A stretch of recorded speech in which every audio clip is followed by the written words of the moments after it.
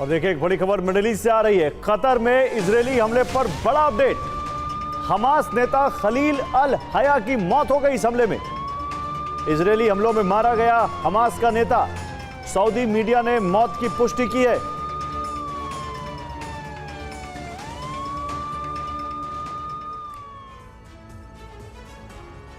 तो नेपाल में विद्रोह भले सोशल मीडिया प्लेटफॉर्म पर लगाए गए बैन के बाद भड़का, लेकिन इसकी स्क्रिप्ट बीते कई महीनों से लिखी जा रही थी।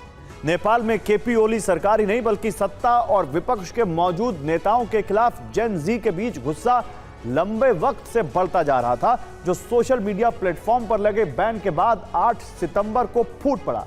और महज 48 घंटे में नेपाल में वो हुआ जिसकी कल्पना शायद कभी किसी ने नहीं की थी। सवाल है कि आखिर वो कौन से हिडन फैक्टर थे जो नेपाल में जेन जी के विद्रोह की वजह बने। इस क्रांति के पीछे कितने मास्टरमाइंड थे जिसकी वजह से नेपाल ऐसे धधका और सरकार को कुछ इस तरह से अनइंस्टॉल होना पड़ा। ये रिपोर्ट देखिए। 8 सितंबर को नेपाल में सुलगी विद्रोह की चिंगारी ने 24 घंटे से भी कम वक्त में रौद्र रूप अख्तियार कर लिया।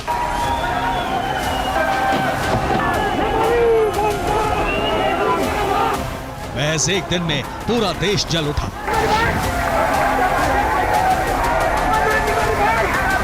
नेपाल से ऐसी तस्वीरें सामने आई जिसकी कल्पना शायद किसी ने कभी नहीं की थी।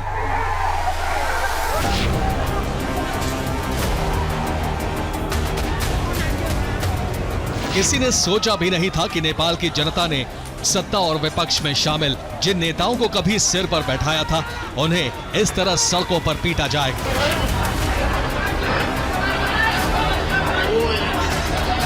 और वो देश छोड़कर भागने पर मजबूर हो जाएंगे।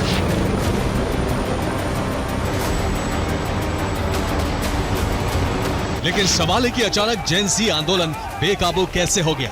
क्या इसके पीछे सिर्फ सोशल मीडिया पर बैन लगाना था या फिर इसकी वजह इससे कहीं ज्यादा बड़ी थी?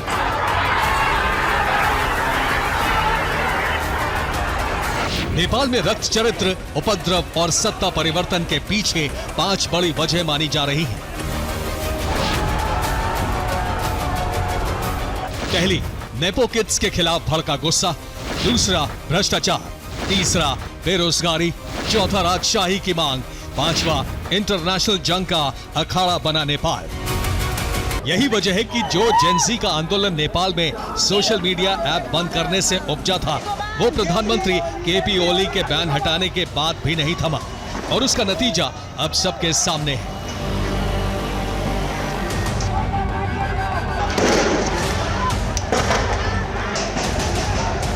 विद्रोह का सबसे बड़ा कारण जेन ज़ी के बीच भड़का नेपो किड्स के खिलाफ गुस्सा माना जा रहा है।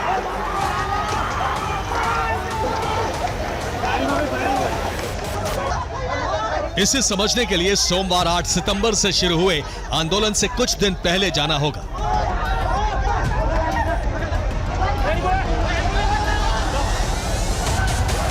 जब नेपाल में hashtag politicians nepo baby Nepal, hashtag nepo kids और हैशटैग नेपो बेबी जैसे हैशटैग ट्रेंड कर रहे थे।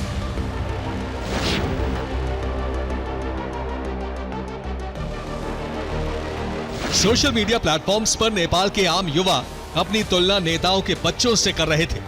ये तुलना हो रही थी कि कैसे आम नेपाली 2 जून की रोटी के लिए संघर्ष कर रहा है, तब नेपो किड्स यानी राजनेताओं के बच्चे विलासिता से भरा जीवन जी रहे हैं। नेताओं समेत उनके बच्चों और परिवारों की आलीशान लाइफस्टाइल और शान और शौकत सोशल मीडिया पर उजागर हो रही थी। नेपाल के युवाओं में इसे लेकर तेजी से आक्रोश बढ़ रहा था। 8 सितंबर को हुए प्रदर्शन में भी लोगों के हाथों में नेपो कल्चर के खिलाफ तख्तियां नजर आई।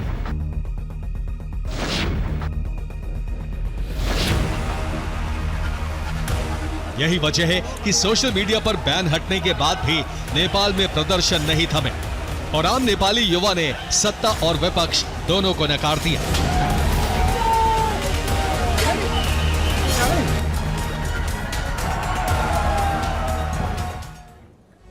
और नेपाल में बीते 10 सालों से यूएमएल के लीडर केपी ओली, नेपाली कांग्रेस के नेता शेर बहादुर देउबा और कम्युनिस्ट पार्टी ऑफ नेपाल के लीडर पुष्प कमल दहल प्रचंड ने बारी बारी से शासन किया, लेकिन कोई भी लीडर 5 साल का कार्यकाल पूरा नहीं कर सका। कभी विरोध, कभी बहुमत हासिल नहीं होने की वजह से सरकारें गिरती रहीं, फिर बनती रहीं। तीनों पर भ्रष्टाचार के आरोप लगे। तीनों ही पार्टी के नेता इन 10 सालों में भाई भतीजावाद के आरोपों से भी घिरे रहे। यही वजह है कि जेन जी ने सत्ता हो या विपक्ष, सभी को सिरे से नकार दिया। नेपाल में एक तरफ नेपो किड्स को लेकर गुस्सा था, तो वहीं दूसरी तरफ तेजी से बढ़ती महंगाई और बेरोजगारी के खिलाफ युवाओं में आक्रोश भरा हुआ था। हाल ही में आई कुछ रिपोर्ट्स के मुताबिक नेपाल में 15 से 29 साल की उम्र के तकरीबन 19% युवा बेरोजगार हैं। नेपाल में महंगाई दर 5.2% है। वहीं नेपाल में महज 20% लोगों के पास देश की 56% संपत्ति मौजूद है, जिसमें ज्यादातर सत्ता से जुड़े लोग हैं। नेपाल में बेरोजगारी का आलम यह है कि नेपाली युवा पैसे कमाने के लिए यूक्रेन रूस जंग में भी जाने के लिए तैयार हो रहे थे।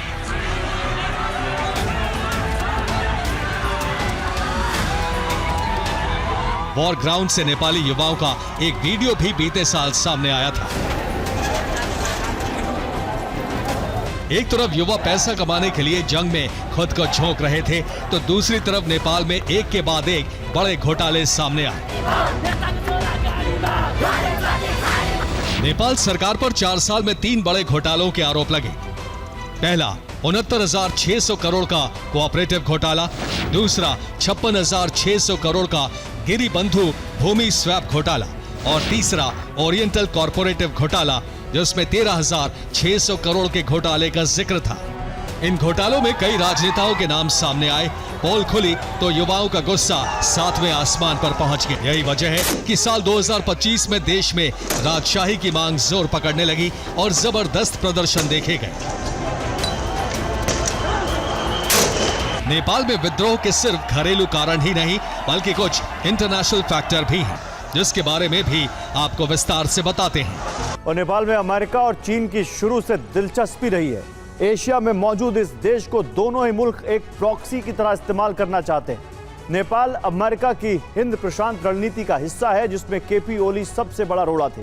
केपी ओली का झुकाव हमेशा से चीन के राष्ट्रपति शी जिनपिंग की तरफ रहा है, जिसकी वजह से अमेरिका की पकड़ यहां ढीली होती जा रही है। हिंद प्रशांत क्षेत्र में चीन को काबू करने के लिए अमेरिका नेपाल पर अपना प्रभाव चाहता है, तो वही चीन हिंद प्रशांत क्षेत्र में अपनी स्थिति मजबूत करने के लिए छोटे देशों को कर्ज के जाल में फंसाने की रणनीति पर काम कर रहा है, जिसमें नेपाल भी शामिल है। अमेरिका ने अपने मिलेनियम चैलेंज कॉर्पोरेशन प्लान के तहत नेपाल में 42,000 करोड़ का निवेश किया हुआ है, जबकि 2024 में केपी ओली ने जिनपिंग के साथ BRI फ्रेमवर्क समझौते पर हस्ताक्षर किए, जो अमेरिका के लिए बड़ा झटका था।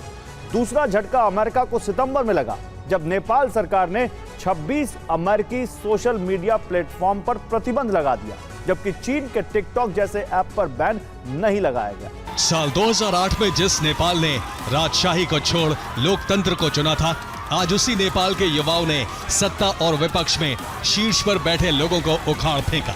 नेपाल की सड़कों पर युवा प्रदर्शनकारियों का राज है, लेकिन सवाल है कि इसके बाद नेपाल का भविष्य क्या होगा? क्या नेपाल में राजशाही वापस आएगी या फिर नेपाल की सत्ता सेना के हाथों में होगी? इन तमाम सवालों का जवाब आपको सुपर प्राइम टाइम की अगली रिपोर्ट में बताएंगे।